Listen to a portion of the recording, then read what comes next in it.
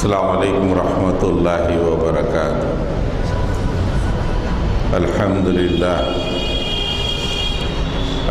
للہ نحمده ونستعینه ونستغفره ونؤمن به ونتوکل علیہ ونعوذ باللہ من شرور انفسنا ومن سیئات اعمالنا من يهدي الله فلا مضل له ومن يضلل فلا هادي له ونشهد أن لا إله إلا الله وحده لا شريك له ونشهد أن محمدا عبده ورسوله أرسل بالحق بشيرا ونذيرا وداعيا إلى الله بإذنه وسراجا منيرا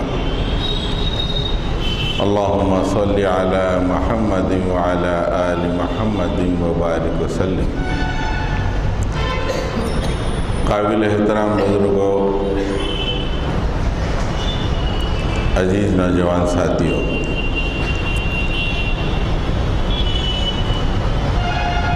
حیدرآباد کے دامن میں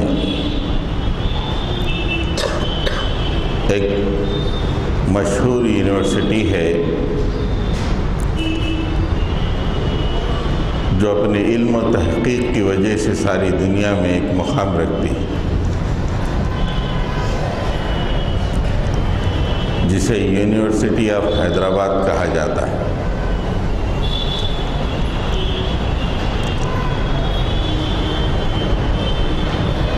مسلمانوں میں شاید اس کی اہمیت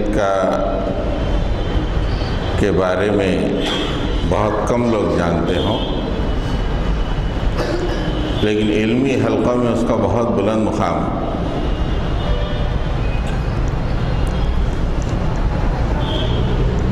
ہندوستان کے بہت چنندہ یونیورسٹیز میں سے ایک یونیورسٹی ہے، لیکن گزشتہ ہفتہ ایک غلط خبر کی وجہ سے اس نے شہرت پائی۔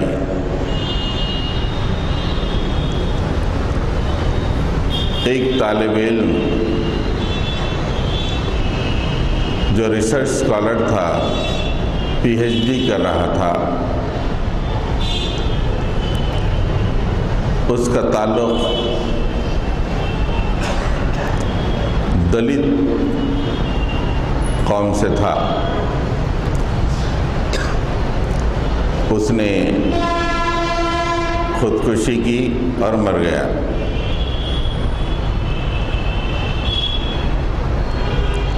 سارے ہندوستان میں کوہرام مچا۔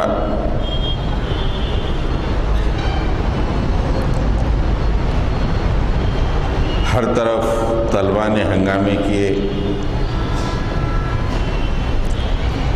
اور بہت دنوں سے اخبار کی سرخیوں میں رہا۔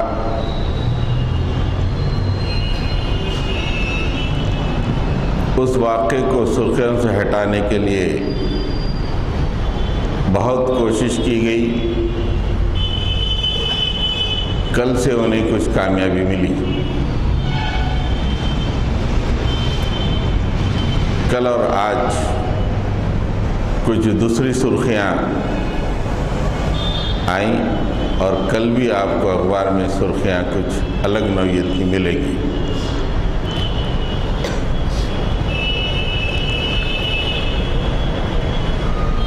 ایک طالب علم جو کہ ریسرچ کر رہا ہے، کسی بھی ملک کا بہت بڑا سرمایہ ہوتا ہے، لیکن اس کا تعلق دلت قوم سے تھا۔ ایسے حالات پیدا کیے گئے کہ وہ اپنی زندگی کو ختم کرنے کے لیے مجبور ہو گیا۔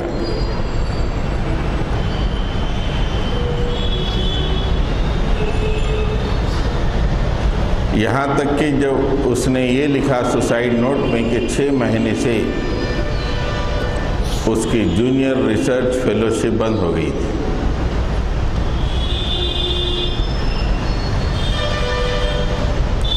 ہندوستان کی تاریخ ہے، یہاں دلتوں کے پہ بڑے مظالم ہوئے، یہاں کے شہریوں کو مختلف حصوں میں بانٹا گیا۔ برہمنیکل آرڈر جسے کہتے ہیں، 3 سے 5% لوگ اپنے آپ کو اعلیٰ ذات کہے اور بعد میں باقی کے تمام لوگ ادنا۔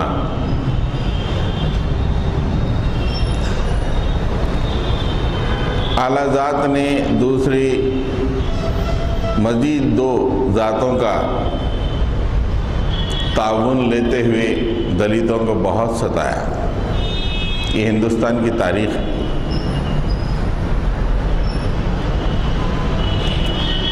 آزادی کے وقت انہوں نے کچھ جدوجہد کی، آزادی ہند سے کچھ پہلے انہوں نے کچھ ریزرویشنز حاصل کیے اور وہ ریزرویشن کے ذریعے سے کچھ ان کے اندر آگے بڑھنے کا شوق اور ذوق پیدا ہوا، اور دلتوں میں سے کچھ لوگ آگے بڑھ رہے ہیں۔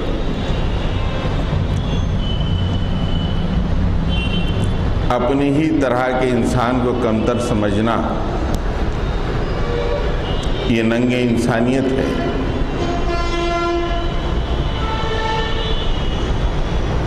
لیکن ایسا اکثر ہوا ہے۔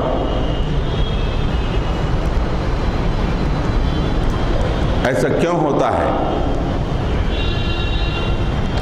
اپنی ہی طرح کے انسانوں کو کم تر سمجھنا ایسا کیوں ہوتا ہے؟ قرآن مجید کے مطالعے سے پتہ چلتا ہے کہ اس کی 2 وجوہات ہیں۔ اپنی ہی طرح کے انسانوں کو کمتر سمجھنا،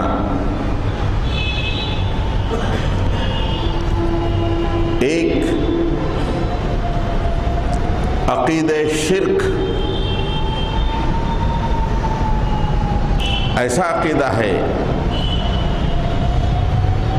اس کے ماننے والے ہمیشہ اس راستے پہ چلتے، اونچ نیچ انسانی آبادیوں کو بانٹتے ہیں۔ یہ عقیدہ شرک کا لازمہ ہے، بت پرستی کا لازمہ ہے کہ اپنے ہی طرح کے انسانوں کو اعلیٰ تر اور کمتر قرار دینا۔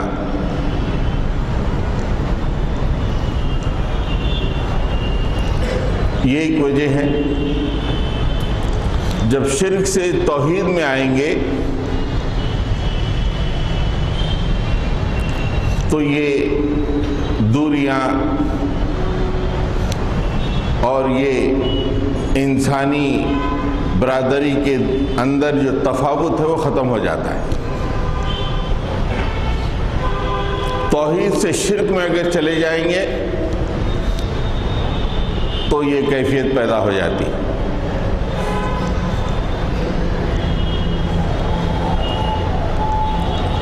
دوسرا، تکبر جب انسٹیٹیوشنلائز ہو جاتا ہے،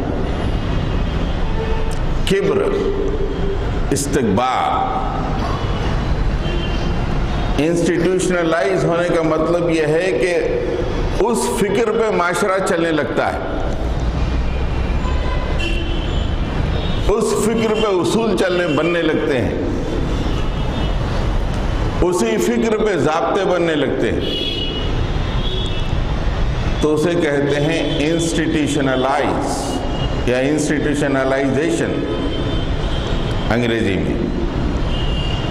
یہ 2 ہی صورتیں ہیں جس کی وجہ سے انسانی سماج میں طبقات پیدا ہو جاتے ہیں،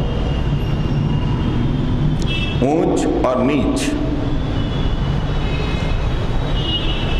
ہم پہلے تو مثالیں دیں گے، پھر بعد میں جب توحید آتی ہے تو کس طرح یہ اونچ نیچ ختم ہو جاتی ہے اور پورے انسان کہیں بھی پیدا ہو، کسی ماں کے گود میں پلتا ہو، وہ پورے ایک ہو جاتے ہیں۔ اور پھر آخر میں ہم یہ سوچیں کہ ہم اس اسلام کے اور اس توحید کے ماننے والے ہیں، ہم خاموش رہیں تو دنیا میں اندھیرے پھیل رہے۔ یونیورسٹی آف حیدرآباد کا ایک بچہ اگر خودکشی کرتا ہے، وہ غلطی راست طور پہ امت مسلمہ کے دامن میں آ جاتی، مانے یا نہ مانے۔ ہم تو کہیں گے کہ ہم کیا کریں، کہ ہم اسے بولے ہیں کہ خودکشی کرو؟ نہیں، جرم یہ ہے کہ آپ کے ہاتھ میں روشنی ہے، آپ نے اس کو پھیلانے کی کوشش نہیں کی۔ آپ کے نبی نے یہ وصیت کی، یہ روشنی میں چھوڑے جا رہا ہوں، اور جب تک تم زمین پہ زندہ ہو اس روشنی کو پھیلاؤ، اور جب یہ روشنی نہیں پھیلے گی تو زمین پہ ظلم پیدا ہو جائے گا۔ ظاہراً تو نہیں لگے گا کہ کوئی کہیں مر گیا، ہم کہاں ذمہ دار۔ زمین پہ کہیں بھی ظلم ہو، انڈائریکٹلی امت مسلمہ مجرم ہو جاتی ہے، اس لیے کہ اسی کے پاس ظلم کو ختم کرنے کا نسخہ کیمیا ہے۔ وہ متحرک رہتی ہے، ظلم ختم ہوتا ہے، وہ جامد ہو جاتی ہے، ظلم بڑھتا ہے۔ یہ متحرک رہتی ہے، دنیا میں روشنی پھیلتی ہے۔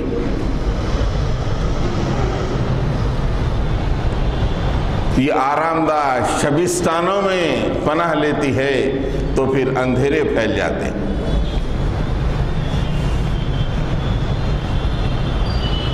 تو انسانی طبقات عقیدہ شرک کی وجہ سے وجود میں آتے ہیں، اور توحید کا پرچم تو مسلمانوں ہی کے پاس ہے۔ یہ کوئی پہلی دفعہ نہیں ہوا کہ انسانوں نے اعلیٰ اور ادنا کی تقسیم کر لی۔ قرآن مجید کہتا ہے کہ نوح علیہ السلام کی قوم میں بھی یہ بات تھی۔ نوح علیہ السلام سے قرآن مجید تفصیلی واقعات بتاتا ہے، اس سے پہلے کے واقعات پہ اتنی تفصیل نہیں ملتی ہے قرآن مجید میں، الا یہ کہ آدم کی تخلیق کا واقعہ، آدم کا جنت میں رہنا، زمین پہ آنا، اس کے بعد سے لے کے حضرت نوح تک خاموش ہے قرآن۔ اس کے بعد حضرت نوح علیہ السلام کے واقعے سے پتہ چلتا ہے کہ نوح کی قوم کے لوگوں کے اندر اعلیٰ اور ادنا کا تصور پایا جاتا ہے۔ حضرت نوح علیہ السلام اپنی قوم کے سامنے دین اسلام کو پیش کر رہے تھے، اور حضرت نوح علیہ السلام کی قوم بت پرست تھی، شرک میں رہتی تھی ہمیشہ۔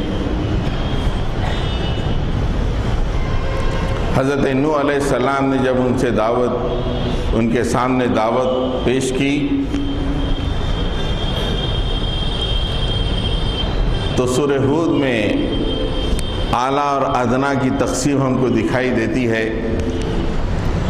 حضرت نوح علیہ السلام کی دعوت کے جواب میں قوم کے سرداروں نے جو کہا،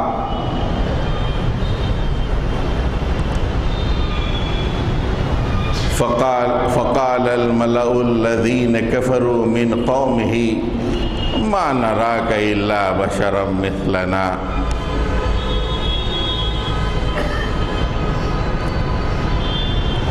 تم ہماری طرح کے ایک انسان ہو، وما نراك اتبعك الا الذين أراذلنا بادي الرأي فقال الملأ الذين كفروا. حضرت نوح علیہ السلام کی قوم کے سربراہ لوگ، سردار لوگ، انہوں نے کیا کہا؟ ارے ہم تو تم کو ایک انسان کی طرح کچھ نہیں دیکھتے، ہمارے ہی طرح، تم رسول کہہ رہے ہو. ما نراک الا بشرا مثلنا، ہماری طرح کے بشر ہو تم. What's so different between you and us؟ آپ کے اور ہمارے درمیان فرق کیا ہے؟ ہم تو تمہیں ہماری ہی طرح کے ایک انسان مانتے ہیں. دوسری بات ذرا غور سے سنو. اے نوح، ما نراک اتبعک الا الذین اراذلنا بادی الرأی. تمہاری ابتدا ہماری قوم کے حقیر ترین لوگ کر رہے ہیں. اراذلنا، کمتر دلت لوگ تمہاری اتباع کر رہے ہیں. ہم تو اعلیٰ لوگ ہیں، ہم تو برہما کے سر سے پیدا ہوئے ہیں. تمہاری جو اتباع کر رہے ہیں اراذل ہیں، دلت لوگ ہیں، کمتر لوگ ہیں.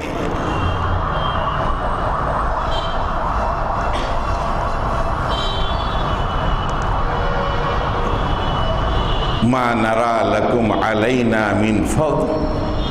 اور ہم یہ بھی دیکھتے ہیں کہ ہم پر تمہاری کوئی فوقیت نہیں ہے، نہ مال میں، نہ دولت میں، نہ کسی چیز میں. ہم نہیں دیکھتے تمہارے اندر کوئی چیز. بل نظنکم کاذبین، بلکہ ہم یہ سمجھتے ہیں کہ آپ لوگ جھوٹے ہو.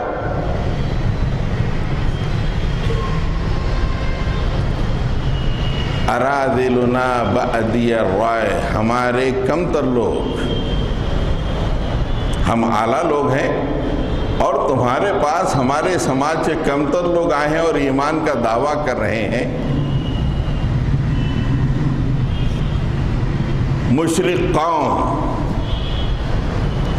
ان کے شرک نے اپنے سماج کو اعلیٰ اور ادنا میں تقسیم کیا.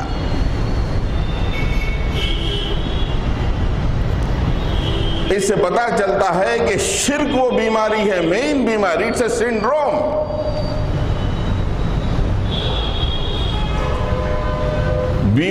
بیماریوں کی ماں کو انگریزی میں سنڈروم کہا جاتا ہے. سنڈروم کا مطلب جب وہ کسی کے اندر آتا ہے تو ہر طرح کی بیماری اس کے اندر ہو جاتی ہے. شرک ایک بیماری نہیں، اٹس اے سنڈروم. اس کے مظاہر میں سے ایک مظہر یہ لوگوں کو اعلیٰ اور ادنا. آج ہندوستان کے سماج میں ہزاروں سال سے بت پرستی، اور جب سے بت پرستی اور شرک چل رہا ہے اسی تاریخ سے اعلیٰ اور ادنا میں انسانی سماج بٹ چکا ہے.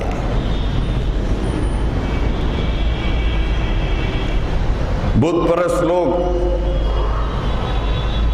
ہمیشہ سے یہی کیے ہیں.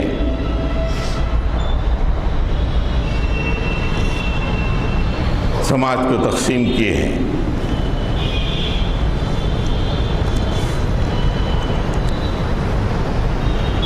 ایک اور مقام پر بھی یہی بات ہے کہ حضرت نوح کو ان کی قوم نے کہا کہ کیا ہم تم پر ایمان لائیں؟ انؤمن لک،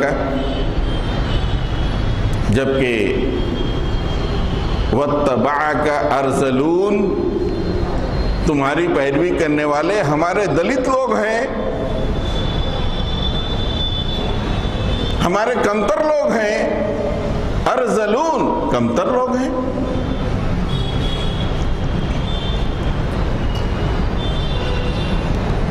اب اس کے مقابلے میں توحید کا کیا جواب ہے؟ دیکھیے کتنی بلندیوں پہ توحید انسان کو لے جاتی ہے.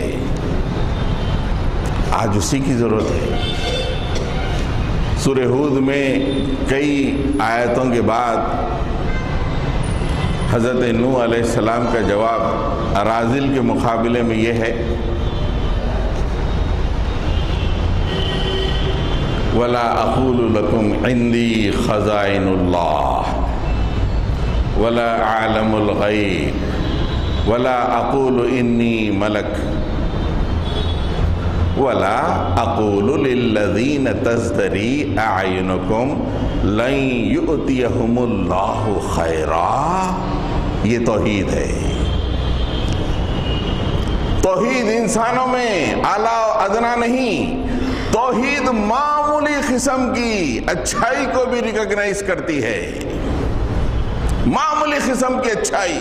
ارے یہ تو ریسرچ سکالر تھا، ریسرچ سکالر سے ہٹ کے معمولی قسم کی بہتری بھی ہو تو توحید اسے ریکگنائز کرتی ہے۔ حضرت نوح نے کہا کہ میں تم سے نہیں کہتا کہ میرے پاس زمین کے خزائن ہیں، اللہ کے خزائن ہیں میرے پاس، اور میں یہ بھی نہیں کہتا کہ میں عالم غیب ہوں، اور میں یہ بھی نہیں کہتا کہ میں فرشتہ ہوں۔ پھر اس کے بعد اراذل کی نفی حضرت نوح نے اس طرح فرمائی، وَلَا أَقُولُ لِلَّذِينَ تَزْدَرِي أَعْيُنُكُمْ، میں یہ بھی نہیں کہتا کہ میرے پاس جو لوگ ہیں جن کو تمہاری نگاہیں نیچا دیکھ رہی ہیں، لَن يُؤْتِيَهُمُ اللَّهُ خَيْرًا، اللہ ان کے اندر کوئی اچھائی نہیں رکھا ہو، میں یہ نہیں کہتا ہوں۔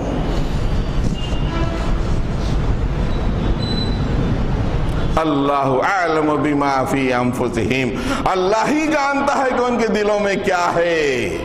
انی اذا لمن الظالمین، اگر میں تمہاری بات کو دہراؤں اور انہیں کمتر قرار دوں تو مجھ سے زیادہ بڑا ظالم کوئی نہیں ہوگا۔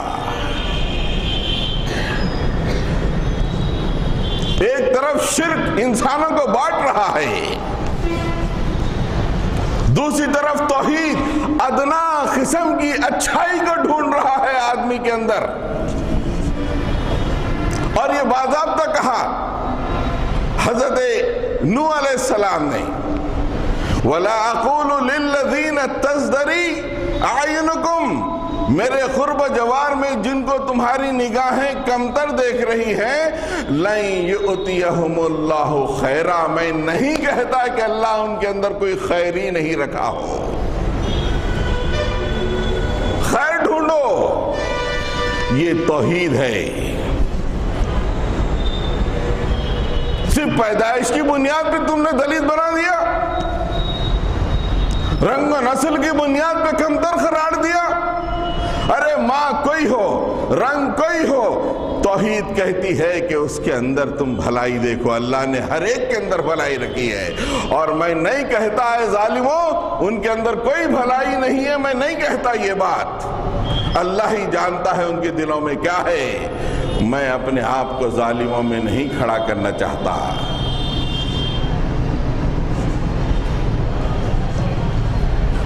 شرک کی وجہ سے اعلیٰ اور ادنا کی تقسیم، توحید جب آتی ہے اعلیٰ اور ادنا ختم، ہر ایک کے اندر اچھائی دیکھو۔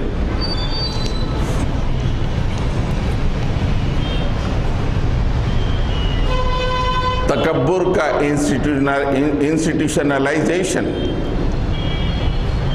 جب تکبر سسٹم بن جاتا ہے تو کس طرح اونچ نیچ ہوتی ہے۔ حضرت صالح علیہ السلام کے واقعے میں ہم کو ملتا ہے،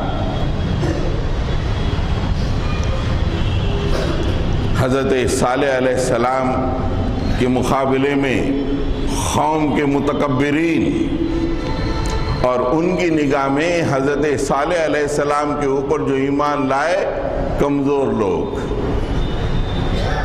اس لیے کہ انہوں نے اپنے معاشرے کو تکبر کی بنیاد پہ برپا کیا، اور حضرت صالح اٹھے تھے توحید کی بنیاد پہ تکبر کو ختم کرنے کے لیے۔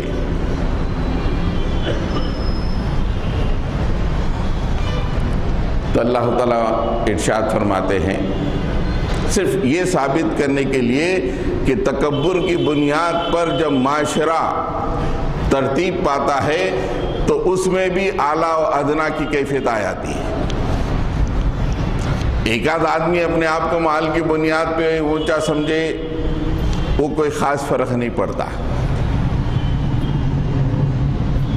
ایک آدھ کو اللہ تعالیٰ نے کچھ نعمتیں دے دیں، اس کی بنیاد پہ وہ تکبر کرے، لوگ چھیچھی کریں گے متکبر ہے بھائی، بیکار۔ لیکن جب معاشرہ تکبر کی بنیاد پہ ترتیب پائے تو سماج ٹکڑوں میں بٹ جاتا ہے۔ کچھ لوگ متکبرین کی طرف چلے جاتے ہیں، کچھ لوگ مستضعفین کی طرف آ جاتے ہیں۔ اسلامی معاشرہ تکبر کی بنیاد پہ نہیں، چیدہ چند لوگ متکبرین ملیں گے آپ کو۔ کسی کے پاس اچھی گاڑی ہے، اس نے تکبر کیا، معاشرہ اسے ایکسپٹ نہیں کرتا۔ اسلامی معاشرہ کسی کا بینک بیلنس اچھا، کسی کا گھر اچھا، اس بنیاد پہ تکبر کرا تو اسلامی معاشرہ ایکسپٹ نہیں کرتا، رہا متکبر ہے۔ اس کے بچوں کی شادی ہونا مشکل ہو جاتی ہے، اس لیے کہ معاشرہ ایکسپٹ نہیں کرتا۔ لیکن جب یہ تکبر کی بنیاد پہ معاشرہ برپا ہوتا ہے، اسے انگریزی میں کہتے ہیں انسٹیٹیوشنلائزیشن۔ اور آج کا ہندو سماج تکبر کی بنیاد پہ برپا ہے۔ حضرت صالح علیہ السلام کی قوم متکبر تھی، اس سے اللہ تعالیٰ نے فرمایا قال الملأ الذين كفروا من قال الملأ الذين استكبروا من قومه للذين استضعفوا لمن آمن منهم۔ دو ٹکڑے، ایک استکبار کرنے والے، دوسرے کمزور۔ قال ملأ الذین استکبروا من قومہ، حضرت صالح علیہ السلام کی قوم میں وہ لوگ جنہوں نے اپنے سماج کو تکبر کی بنیاد پر برپا کیا، انہوں نے ان لوگوں سے جو کمزور بنا کے رکھے گئے تھے، لمن آمن منہم، وہ کمزور لوگ حضرت صالح پہ ایمان لائے تھے۔ اتعلمون ان صالحا مرسل من ربی، ارے تم صالح پہ ایمان لائے ہو کہ واقعی ہمارے رب نے ان کو رسول بنا کے بھیجا ہے؟ تانا دے رہے ہیں، تکبر میں تانا دے رہے ہیں۔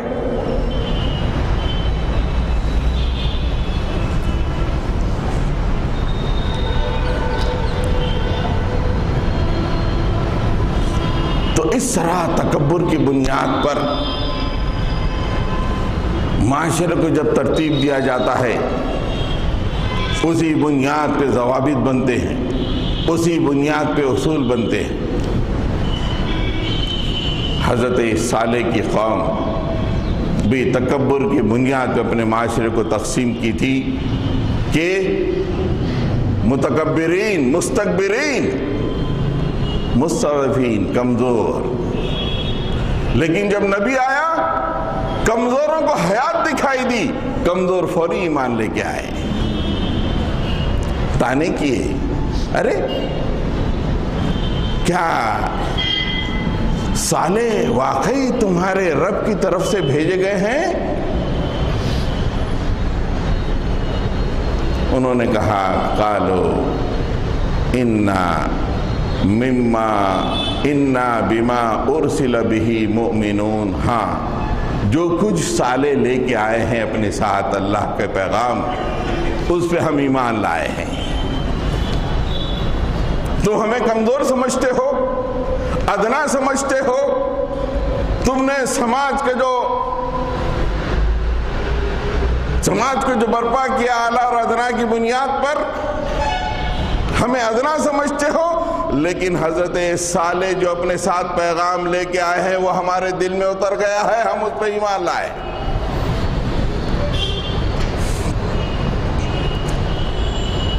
یہ حضرت صالح کی قوم کی مثال جب تکبر انسٹیٹیوشنلائز ہو جاتا ہے اس وقت معاشرے میں اونچ نیچ پیدا ہو جاتی ہے،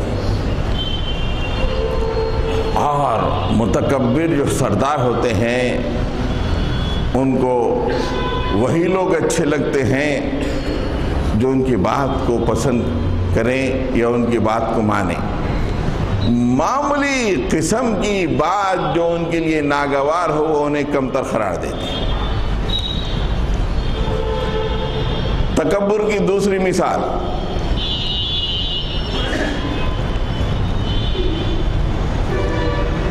قرآن مجید میں آپ پڑھیں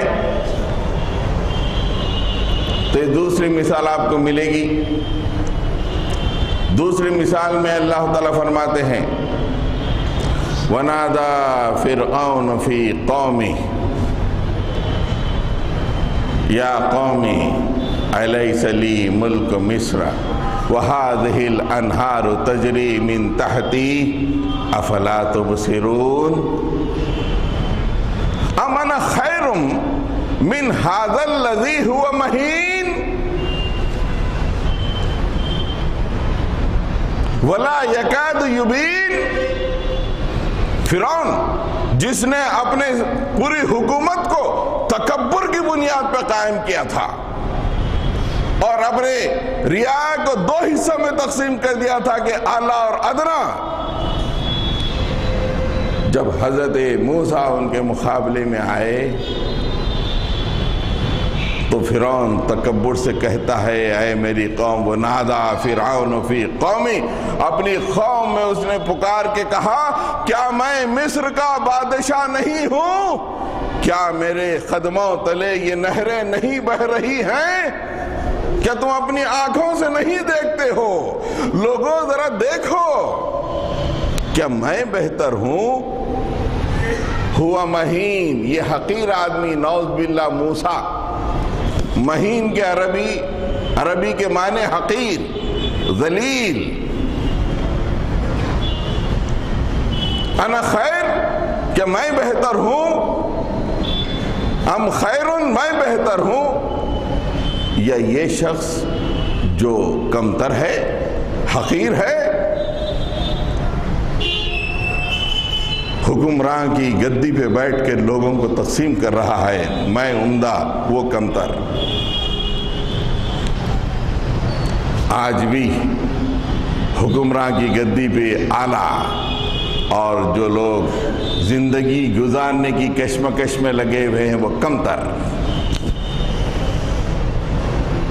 اس لیے کہ آج بھی ساری دنیا میں تکبر کی بنیاد پہ معاشرے کو ترتیب دیا جا چکا ہے، اسی بنیاد پہ حکومتیں چل رہی ہیں، اسی بنیاد پہ تقریریں چلتی ہیں، اسی بنیاد پہ ووٹ مانگے جاتے ہیں، اسی بنیاد پہ فیصلے ہوتے ہیں۔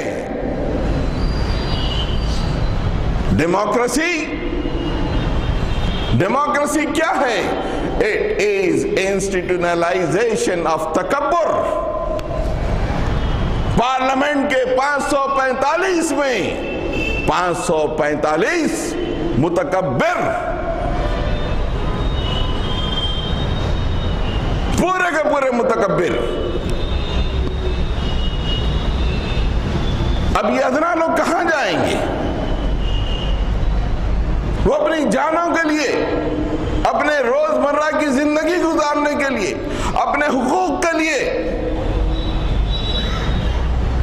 جتنے شعبے ہندوستان کے ہیں تمام کے تمام شعبے تکبر کی بنیاد پہ تقسیم ہوئے ہیں، اور جو بھی ان کے مقابلے میں کہیں بھی کچھ کہتا ہے ہوا مہین، وہ حقیر ہے، اس کو مرنا چاہیے۔ ایسا سچویشن کریٹ کیا جائے گا کہ ہمارے کھاتے میں بھی اس کی موت نہ آئے اور وہ مر بھی جائے۔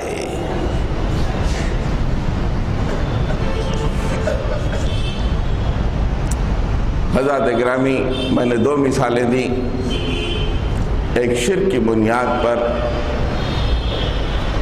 انسانی سماج میں اونچ نیچ ہوتی ہے، اور دوسرے تکبر جب انسٹیٹیوشنلائز ہو جاتا ہے تو پھر اونچ نیچ. آج امریکہ تکبر کے اس منزل میں ہے کہ ہر دنیا کا ہر آدمی اسے چونٹی دکھائی دیتا ہے. ایک معمولی جس کے ہاتھ میں کچھ بھی نہیں اس کو بیٹھ کے چیلنج کیا, رگڑ کے پھینک دیتا. واشنگٹن میں بیٹھا عراق پہ چونٹی کو رگڑ دے رہا, شام میں چونٹی کو رگڑ دے رہا, اس لیے کہ تکبر. اس کے یونین آف اسٹیٹ سپیچز کو سنیے جو مخصوص اپنی قوم کے سامنے وہ اپنے بات کو رکھتا ہے. اس سے ظاہر ہوتا ہے کہ میں صرف اور صرف امریکہ کے لیے ہر پالیسی بناتا ہوں. دنیا میں کہیں بھی قتل عام ہو مجھے کوئی فکر نہیں, امریکہ کے لوگوں کی خوشی میرے لیے ضروری ہے.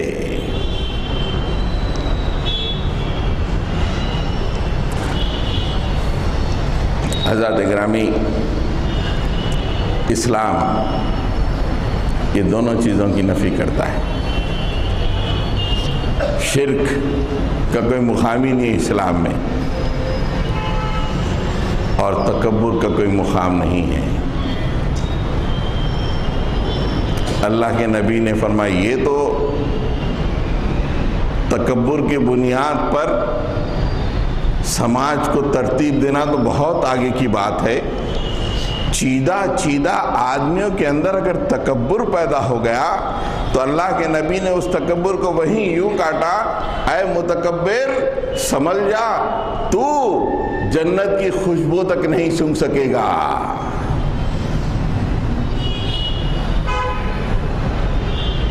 اللہ کے نبی صلی اللہ علیہ وسلم فرمایا کہ جو شخص متکبر ہے, تکبر کرتا ہے, وہ جنت تو کیا اس کی خوشبو تک نہیں سن سکے گا. انسٹیٹیوشنلائزیشن تو بہت آگے کی بات ہے. ایک آدمی کے اندر ادنا سی کیفیت تکبر کی پیدا ہو جائے, اللہ کے نبی نے کاٹ کے رکھ دیا. اچھا پہننا, اچھا اوڑھنا, اچھی گاڑی, اللہ کے نبی نے کہا کہ تکبر نہیں ہے. تکبر اللہ کے نبی نے ڈیفائن کیا, تکبر وہ ہے, متکبر وہ ہے جو اپنے ہی طرح کے لوگوں کو کمتر سمجھتا ہے اور حق کے مقابلے میں تکبر کرتا ہے. جب حق سامنے آ جاتا ہے تو اس کی مخالفت کرتا ہے اور اپنے ہی طرح کے انسانوں کو کمتر سمجھتا ہے. یہ اللہ کے نبی کی نگاہ میں تکبر ہے, استکبار.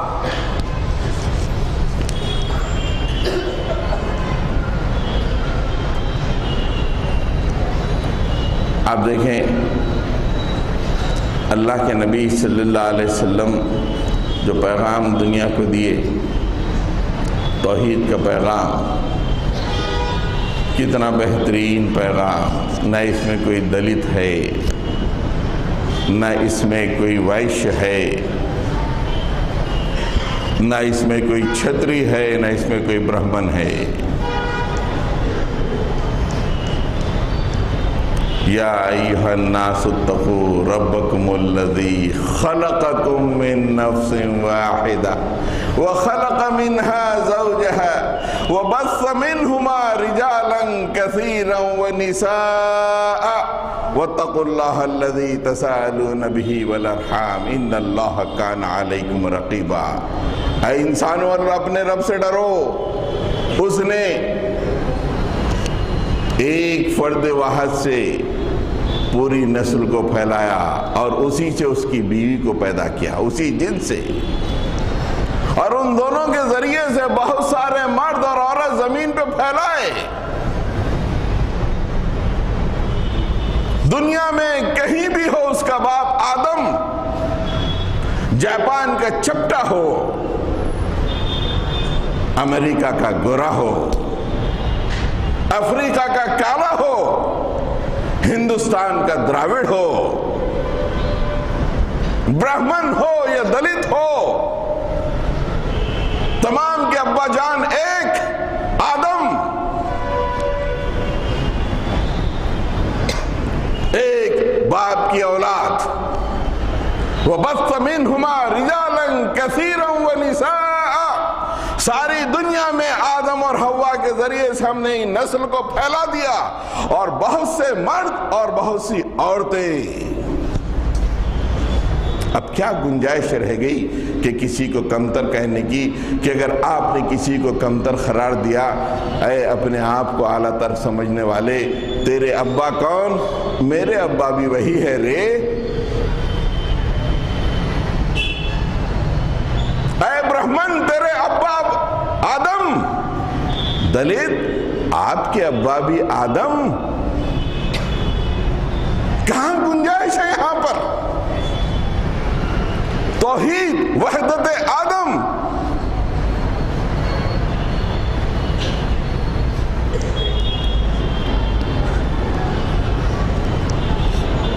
اللہ کے نبی صلی اللہ علیہ وسلم 1,25,000 صحابہ کے ساتھ حج فرما رہے تھے، اور اس حج میں آپ نے اشارہ بھی دیا کہ شاید یہ میرا آخری سال ہوگا۔ کتنا امپورٹنٹ میسیج۔ تقریباً 90% مسلمان رسول اللہ کے ساتھ اس وقت موجود، اور رسول اللہ نے یہ ہنٹ بھی دے دی کہ اس سال کے بعد میں شاید دنیا میں نہیں رہوں گا۔ ایک ایک بات کی کتنی اہمیت ہوگی۔ ان خطبات کو جو اس موقع پہ اللہ کے نبی نے ارشاد فرمائے، وہ ہماری احادیث کی کتابوں میں موجود ہے، سیرت کی کتابوں میں موجود ہے۔ ان تمام خطبات میں جو نمبر 1 شق ہے، پہلی شق جو آپ نے ارشاد فرمایا وہ یہ ہے کہ اے لوگوں، نہ کسی عربی کو عجمی پہ فوقیت حاصل ہے، اور نہ کسی عجمی کو عربی پہ فوقیت حاصل ہے، اور نہ کسی گورے کو کالے پر، اور نہ کسی کالے کو گورے پر۔ کلکم من آدم و آدم من تراب، تم تمام کے تمام آدم سے ہو، اور آدم یہ مٹی سے بنا ہے۔ It's so important۔ حجۃ الوداع کے اہم ترین موقع پہ اپنے ماننے والوں کے سامنے جو اہم ترین میسیج دیا، خبردار تم دنیا میں پھیلنے والے ہو، میرے پیغام کو پھیلانے والے ہو، انسانی سماج کے ٹکڑے نہ کرو، وحدت آدم کا تصور سب سے پہلے مجھ سے لے لو۔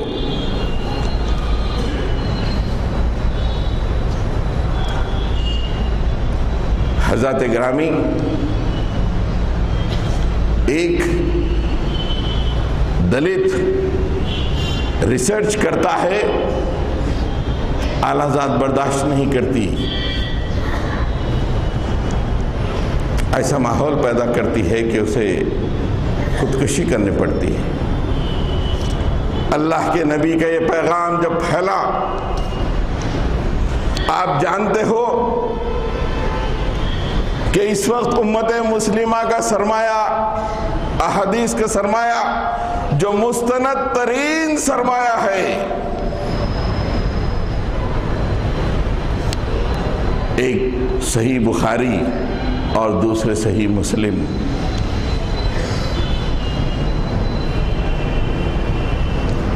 باقی کے تمام کا معیار وہ نہیں ہے۔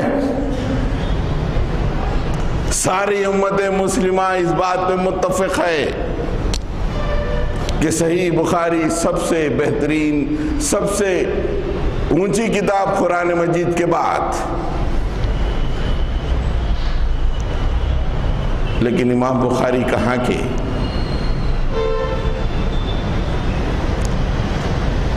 امام بخاری اور امام مسلم کہاں کے؟ کہاں پیدا ہوئے؟ امام شافعی موجود ہیں،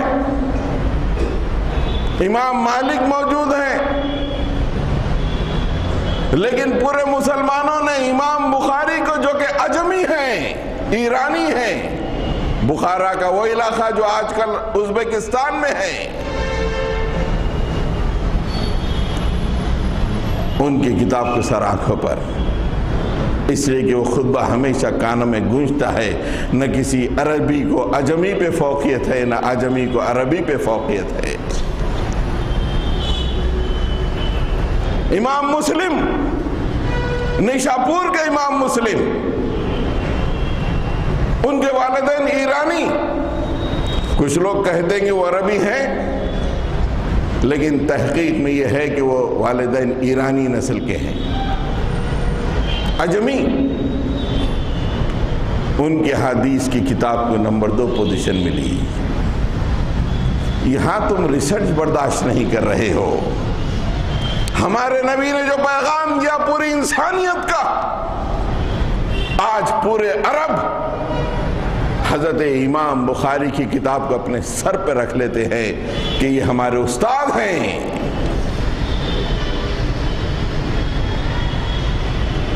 حضرت گرامی، یہ پیغام جب سنا گیا، قوم اس بنیاد پہ اپنے آپ کو ترتیب دے لی اور خلافت کے زمانے کے 1-2 واقعات سنیے، اس کے بعد میں اپنی بات کو ختم کرتا ہوں۔ اس لیے کہ آج کوئی مسلمان سوچ نہیں سکتا کہ تکبر کی بنیاد پہ سماج کو ترتیب دیا جائے۔ اس لیے کہ ایسی مثالیں اسلاف نے چھوڑی ہیں کہ کوئی ذہن قبول نہیں کرتا، کوئی توحید والا قبول کر ہی نہیں سکتا۔ حضرت عمر فاروق رضی اللہ تعالیٰ عنہ کا دور حکومت، حضرت عمر کی جلالت کے بارے میں کس کو ڈاؤٹ ہو سکتا ہے، کس کو شک ہو سکتا ہے؟ آپ نے اپنی دور حکمرانی میں دونوں سپر پاورز کو سرنگو کیا اور اسلام کو سپر پاور بنا دیا، سنگل سپر پاور، اور 1400 سال تک سنگل رہا۔ اب یہ 700-150 سال سے یہ بنے ہیں۔ حضرت عمر نے جب قیصر و کسریٰ کو شکست دے کر اسلام کو سنگل سپر پاور بنایا، ساری دنیا میں 1400 سال تک، امریکہ اینڈ رشیا 200 سال بھی نہیں ان کی تاریخ۔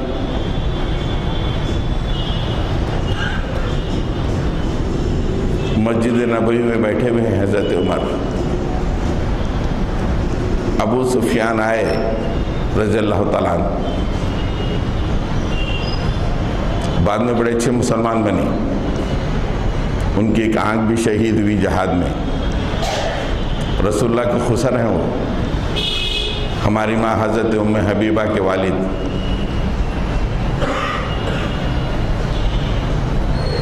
انہوں نے دربان سے کہا، دربان کیا ہے، جو صاحب وہاں پہ بیٹھے ہوئے تھے، کہ میں امیر المومنین سے ملنا چاہتا۔ دربان گئے حضرت عمر فاروق کے پاس، کہا کہ ابو سفیان آئے ہوئے ہیں۔ حضرت عمر نے کہا کہ لیٹ ہم ویٹ، انتظار کرنے دو۔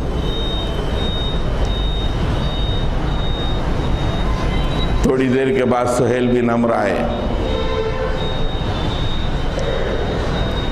سہیل بن عمرو بھی بہت پائے کے صحابی،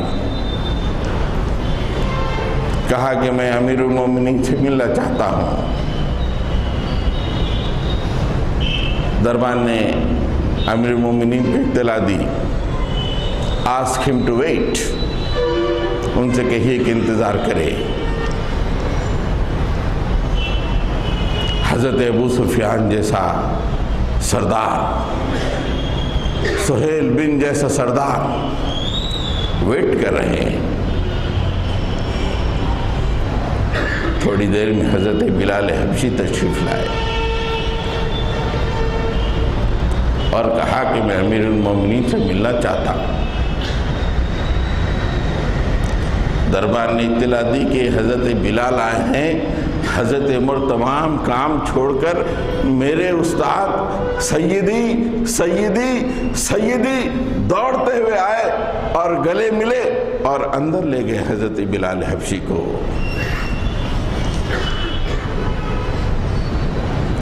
مکے کے معاشرے میں حضرت بلال حبشی کمتر ترین آدمی،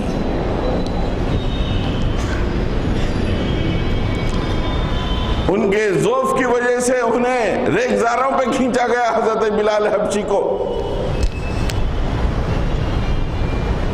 لیکن اللہ کے نبی کا پیغام یہ تھا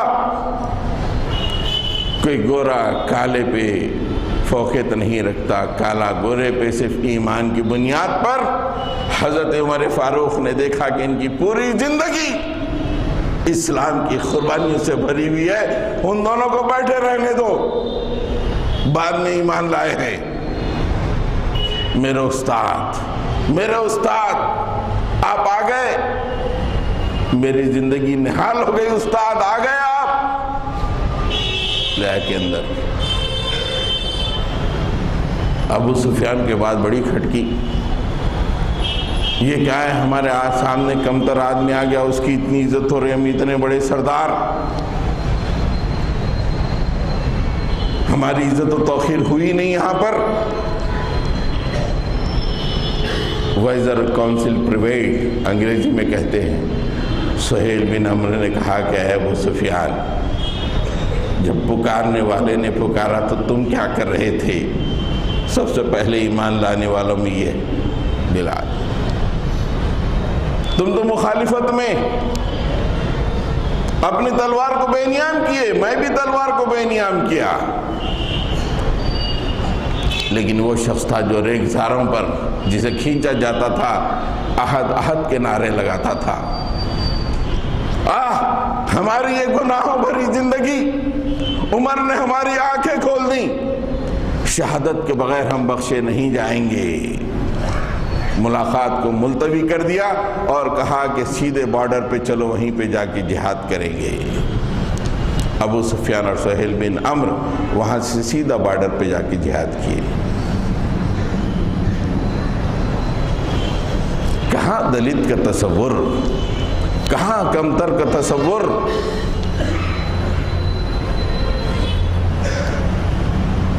اہم ترین معرکہ درپیش، مسلمانوں کا قبلہ اول. یہودیوں نے کہا کہ جب تک تمہارے امیر نہیں آئیں گے ہم اس کی چابیاں آپ کے حوالے نہیں کریں گے. حضرت ابو عبیدہ بن جراح نے لکھ کے بھیج دیا کہ یہاں کے لوگ یہ چاہ رہے ہیں کہ آپ آئیں اور یہاں کی چابیاں لے لیں. حضرت عمر تیاری کیے، مدینے سے بیت المقدس اونٹ کی سواری، ساتھ میں غلام، اونچ نیچ کا کوئی تصور نہیں. غلام کی تھکن کا احساس، جس طرح مجھے تھکن ہوتی ہے غلام کو بھی ویسے ہی تھکن ہوگی.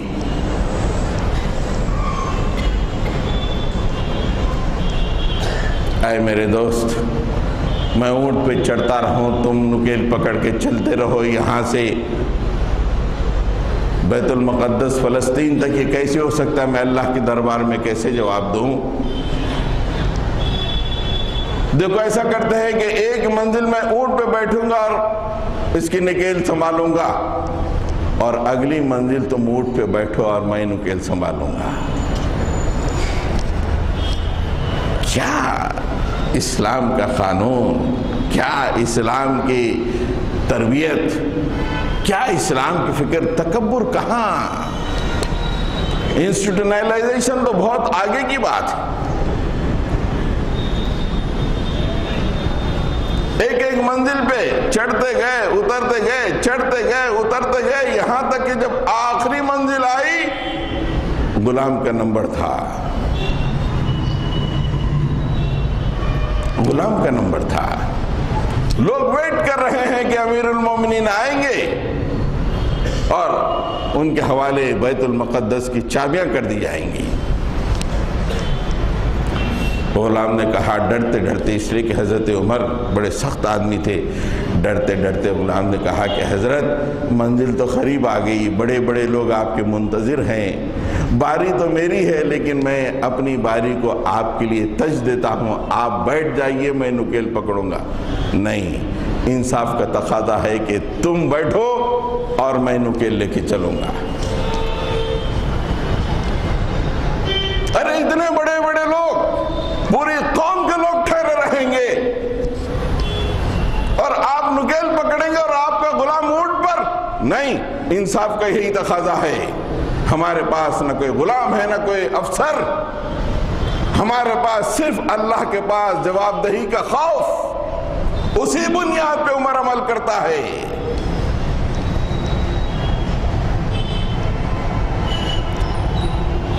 جب بیت المقدس، فلسطین اور بیت المقدس میں داخل ہو رہے تھے، غلام اونٹ پہ بیٹھا ہوا اور امیر نکیل پکڑ کے چلتا ہوا۔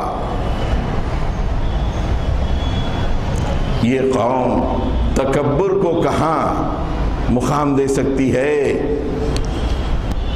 جب یہ قوم ان واقعات کے ذریعے سے ہر دور میں اپنے قوم کو ترتیب دیتی ہے اور اس بنیاد پہ معاشرے کو ترتیب دے کے حکومت قائم کرتی ہے، تو کہاں اعلیٰ اور کہاں ادنا؟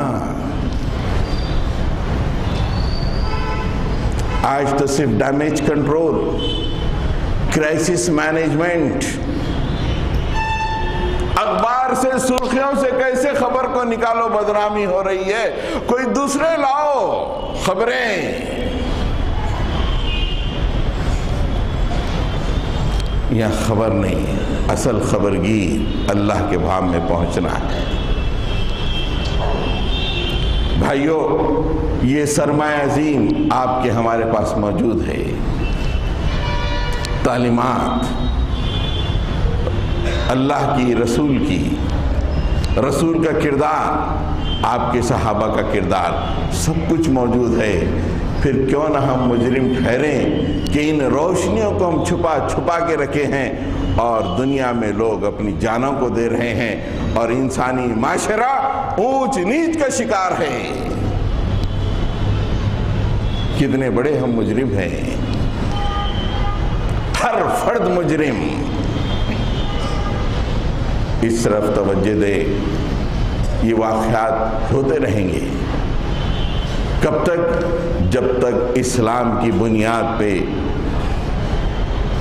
معاشرہ ترتیب نہ دیا جائے، اسلام کی بنیاد پہ حکومتیں قائم نہ ہو، ٹھیٹ اسلام کی بنیاد پر، جب تک ایسے واقعات ہوتے رہیں گے، اس کی کوششوں میں اپنے آپ کو لگانا چاہیے، لوگوں کے سامنے پیغام کو پیش کرنا چاہیے۔ یہ نہیں کہ حکومت قائم کرنے کا مطلب مار دھاڑ، تلوار لو، وہ لو، یہ نہیں۔ حکومتیں کیسے قائم ہوتی ہیں؟